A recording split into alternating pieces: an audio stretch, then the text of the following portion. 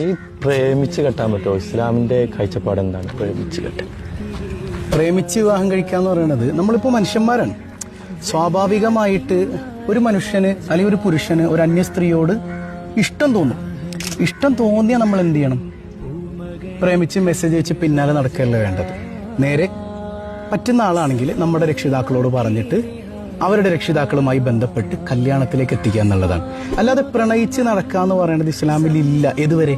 കല്യാണത്തിന് മുൻപ് വരെ. എന്നാ കല്യാണം കഴിഞ്ഞാലോ പിന്നെ ഇങ്ങോട്ട് പ്രേമം തുടങ്ങല്ലേ. പിന്നെ എല്ലായിടത്തും പ്രണയം മാത്രമേ ഉണ്ടാകാൻ പാടുള്ളൂ.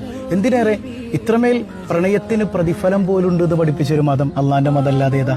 അതായത് അവസാനം കൈ ഒന്നേ ഇപ്പൊ ഇത് മൂപ്പര് എന്റെ ഭാഗ്യം വിചാരിച്ചു.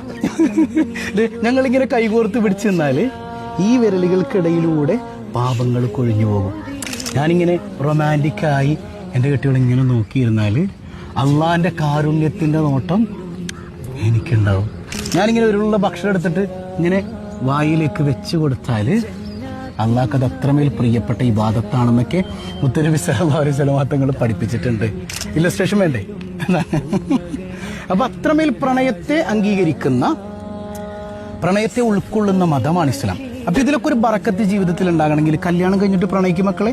കല്യാണത്തിന് മുമ്പ് പ്രണയിച്ചാൽ എന്ത് സംഭവിക്കും? അതൊരു അന്യാണും അന്യ സ്ത്രീയുമാണ്. ഈ പ്രണയം ഇസ്ലാമിൽ നിഷിദ്ധമാണ്. അതൊരു ഹറാമോടുകൂടെയുള്ള തുടക്കമാണ്. അതിൽ അള്ളാന്റെ ബറക്കത്ത് ഉണ്ടാവൂല. എൻ്റെ ഒരു പൈസ ഉണ്ട് മോനെ, പൈസയൊന്നുമല്ല സമാധാനം തരുന്നത്, അള്ളാഹുവാണ്. ആ സമാധാനം ഇല്ലാതാകും. പ്രണയിച്ചിട്ടുണ്ടോ? കല്യാണം കഴിഞ്ഞിട്ട്? കല്യാണം കഴിഞ്ഞിട്ട് അത്രയും